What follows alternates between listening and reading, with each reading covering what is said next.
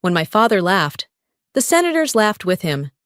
He called me his less successful investment, and the room echoed, hundreds of polished smiles clinking glasses at my expense.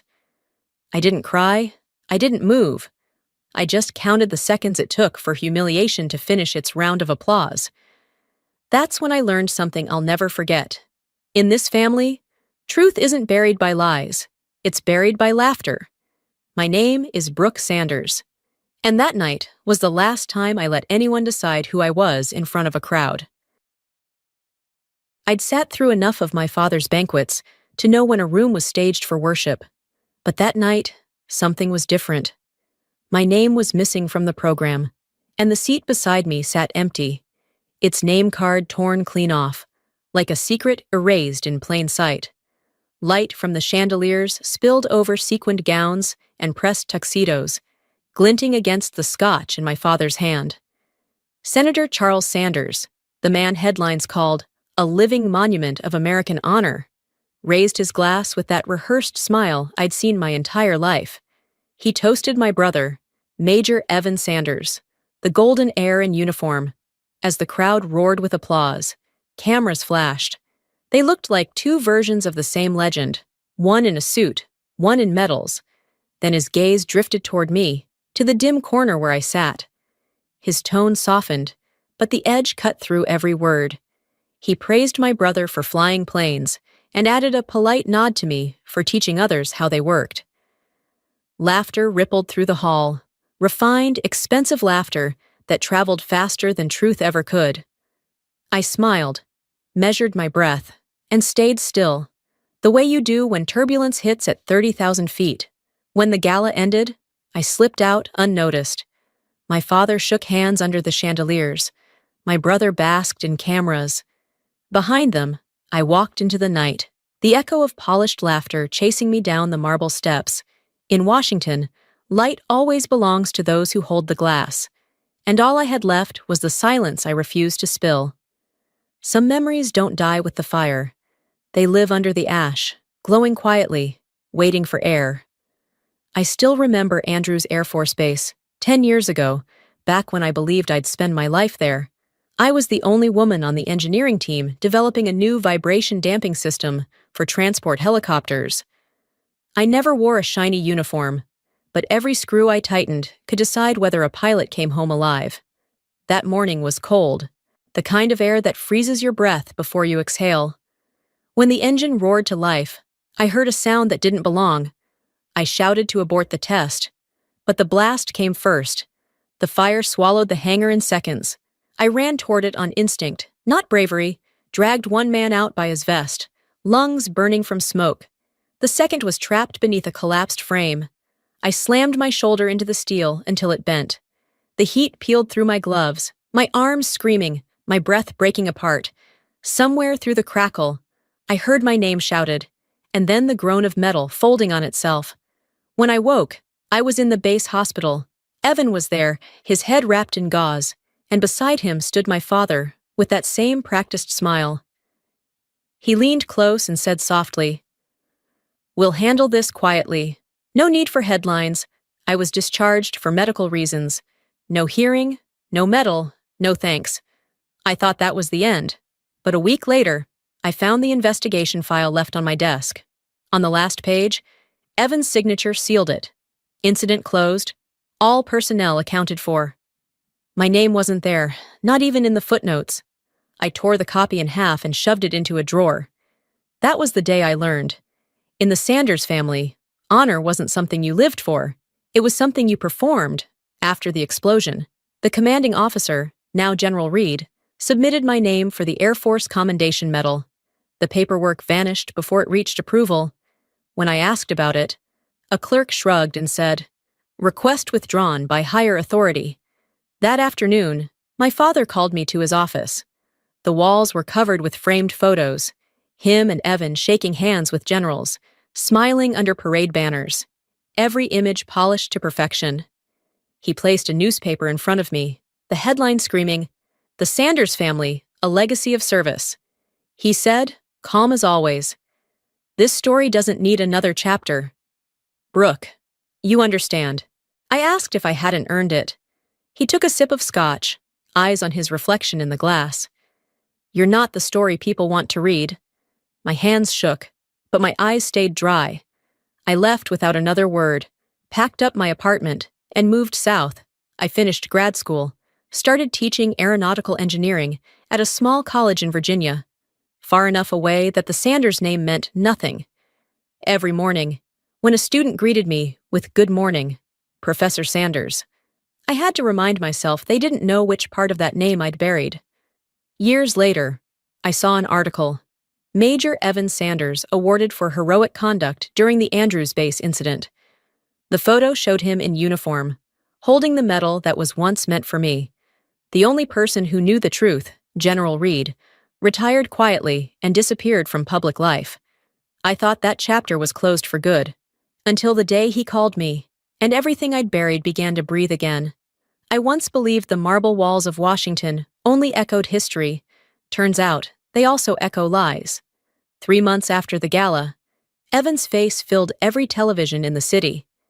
He sat across from a host on Capitol Conversations, posture perfect, voice steady, smiling the same smile my father had rehearsed into him since childhood. The host leaned in, glowing with admiration. You're carrying your father's legacy of service and honor. What does that mean to you? Evan didn't miss a beat. It means carrying our family's values. My father served in Congress. I served in uniform. We've all done our part. I froze. Not once did he say we all, only we too. The next day, my phone wouldn't stop ringing. A reporter from the Washington Tribune asked if I'd care to comment on the Andrews Base explosion.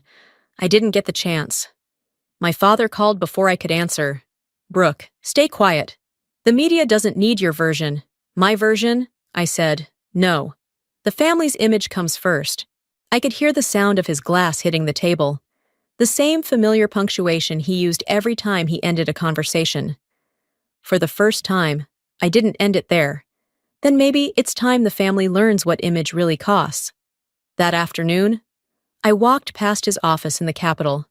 The framed family portrait gleamed in silver. I stopped when I saw it. Half of my face was cropped clean out. I laughed. Even our memories had been edited for public consumption. That night, an anonymous email landed in my inbox. No message, just one attachment, a scanned copy of the Andrews investigation report. The caption, typed in courier font, read, "You were erased, not forgotten." My chest tightened as I opened it. On the last page, I saw the signature, loudest, Evan Sanders, witness. Beneath it, my own name, crossed out in red ink. Someone out there wanted me to remember what my family had worked so hard to erase. I don't know why I answered the call. Maybe because the voice came just when I'd stopped expecting anyone to believe me. Read here. I suppose you still remember that hanger.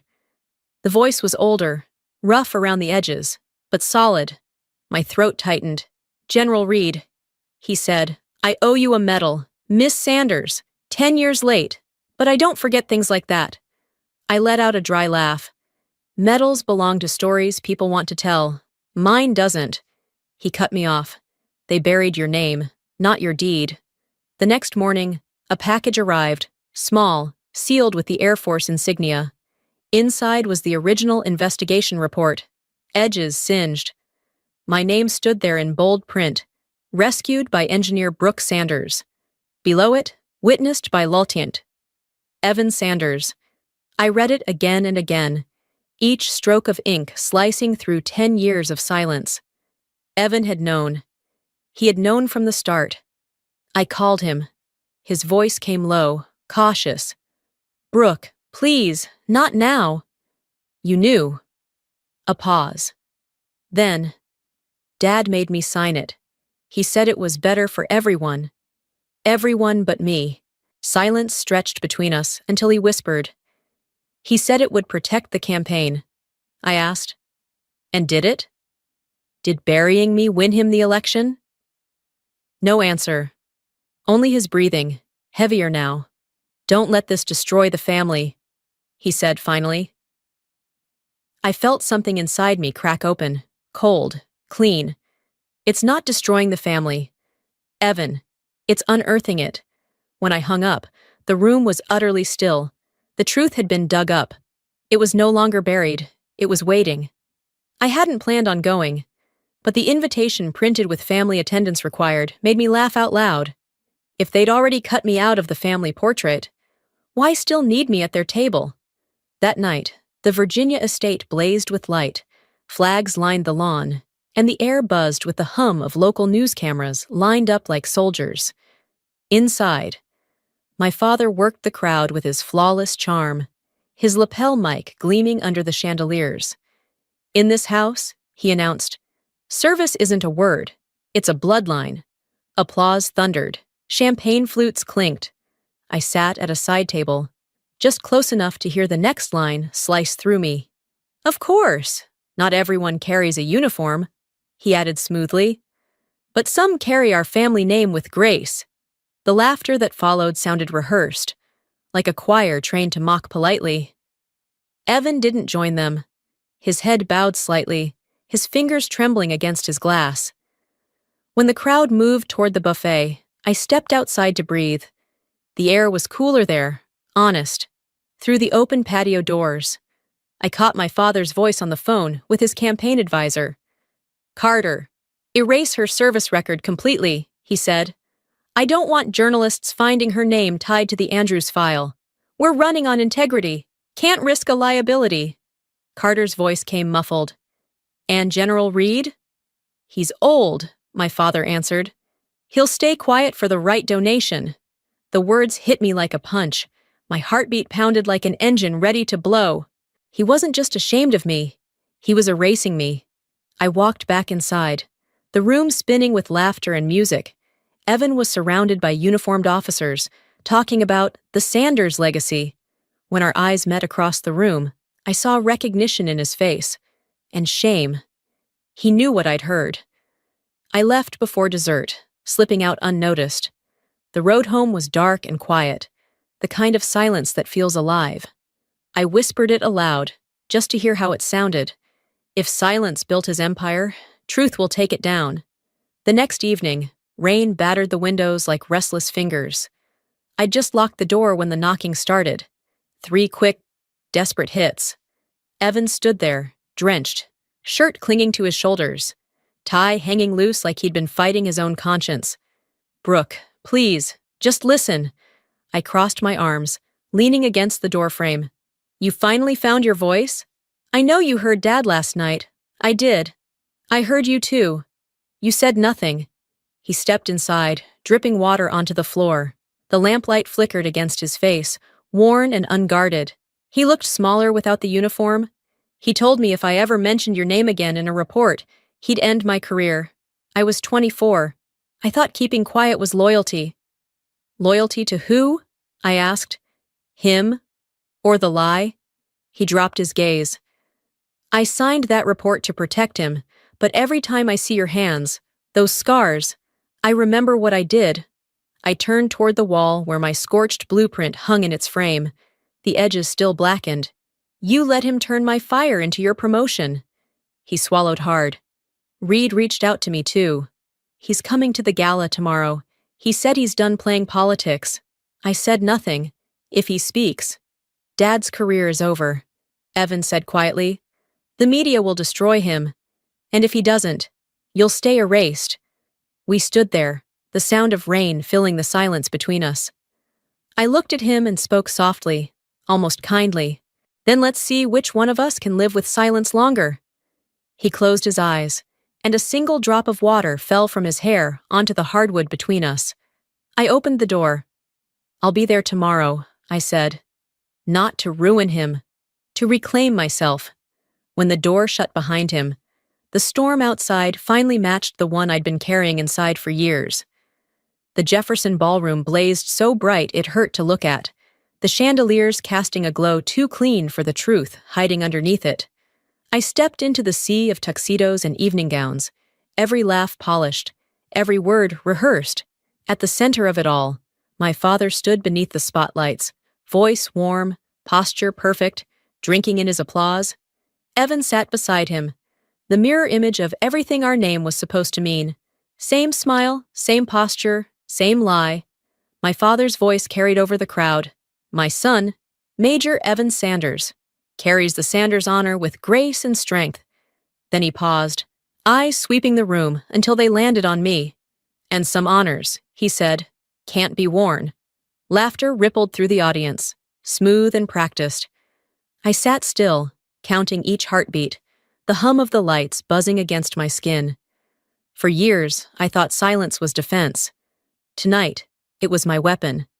Then the ballroom doors opened with a heavy crack. Footsteps echoed, measured, deliberate, sharp against the marble. Every head turned. Standing in the doorway was a man in full dress uniform, silver hair, chest lined with medals, General Reed. No one spoke as he walked straight through the crowd and stopped beside me. His voice cut through the air like a blade. This woman saved 9 lives in the Andrews explosion, including your son, Senator. The sound of a spoon hitting the floor rang louder than the orchestra. Evan stood so fast his chair scraped the marble. My father froze mid-grip on his glass, his eyes wide, his smile gone. Reed didn't look at him. While politicians toasted each other, she dragged men out of fire. One of them was Lieutenant Evan Sanders. Evan turned to me, his eyes glassy, and raised his hand in a real salute, not for cameras, not for family pride, but for truth. I didn't move. I didn't need to. The room moved instead. Applause began softly, one pair of hands, then another, spreading like a pulse. Veterans stood, a few saluted. The sound swelled until the walls seemed to shake. Light spilled over my shoulders as Reed pinned the long-lost medal to my dress. I looked down at it, not for its shine, but for what it revealed. For the first time, the light didn't blind me. It showed me everything. My father stayed seated, the scotch trembling in his hand, his face cracked like a statue left too long under pressure. The applause roared on, and for the first time in his life, it wasn't for him. 2 days after every headline screamed the forgotten hero of Andrews Base, there was a knock on my door. No reporters, no security detail, just my father, standing smaller than I'd ever seen him, the weight of silence hanging off his shoulders. In his hands was a small wooden box. I didn't speak. I stepped aside and let him in.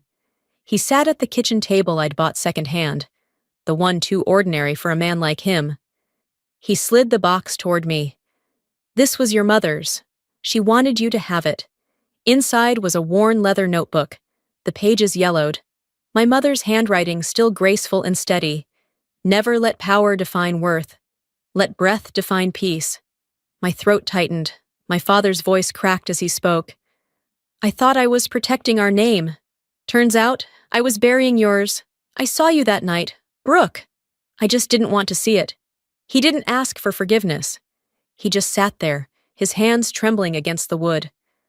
Another knock. Evan stood in the doorway, tie gone, eyes red. He placed the old report on the table. This time, I'll tell the story right.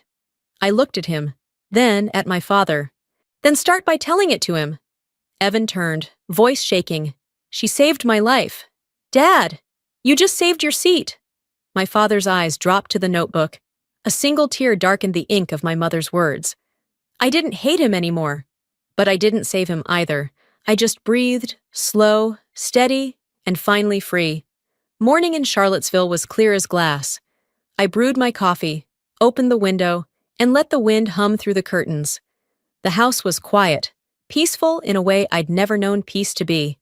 On the wall hung the only 2 things I'd chosen to keep: the scorched blueprint from the explosion and the medal newly pinned to my chest days ago. Between them, a framed note in my mother's handwriting read, "The air won't ask your rank." Sunlight slipped across the metal, scattering soft reflections over the room like ripples on water. I sat down and took a long, steady breath. No longer one forced through anger or shame, just breath for its own sake. I thought of my father, somewhere learning how to tell the truth without a microphone. I thought of Evan, finally understanding that loyalty doesn't mean silence. And then I thought of me, the woman once erased from a photograph, now quietly claimed by the light, for years. I thought silence was punishment. Turns out, It was training, because when the truth finally speaks, it doesn't need to shout. I smiled and took a sip of coffee. Outside, a bird landed on the power line and began to sing. Not loudly, not for attention, just the sound of something free at last, thing free at last, thing free at last, thing free at last, thing free at last, thing free at last, thing free at last, thing free at last, thing free at last, thing free at last, thing free at last, thing free at last.